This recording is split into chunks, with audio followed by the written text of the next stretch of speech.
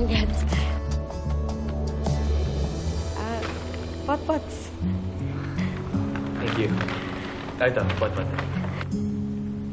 Boss, grabe talaga. Grabe.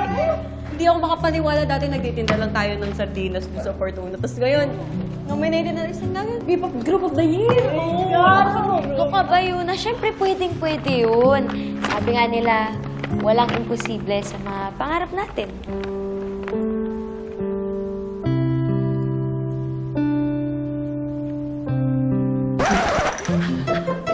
Ano bang pangarap tayo?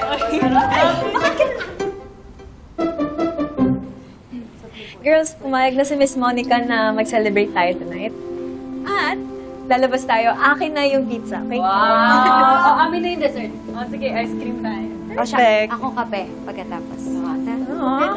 Excuse me. I'm sorry, but I can't go with you. Uuwi din kasi ako tonight kila Mommy. Ingat.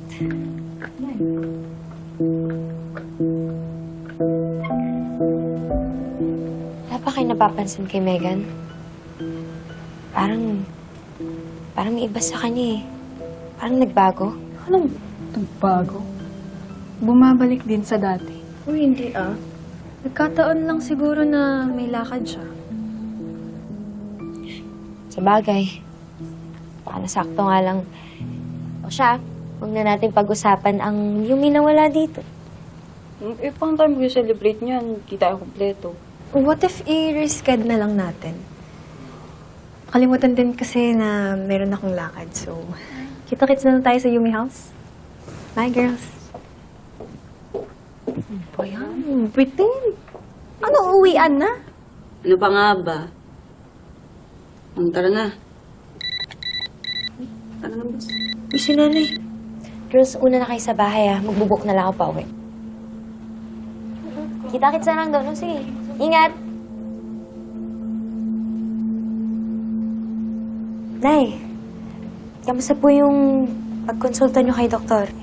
May good news at may bad news. Ano po ibig sabihin nun? Sabi ni Doc,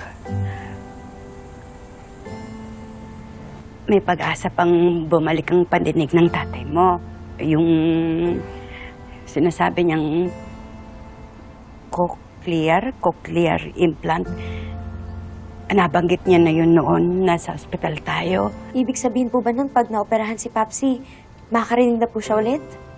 Go na natin yan, Nay.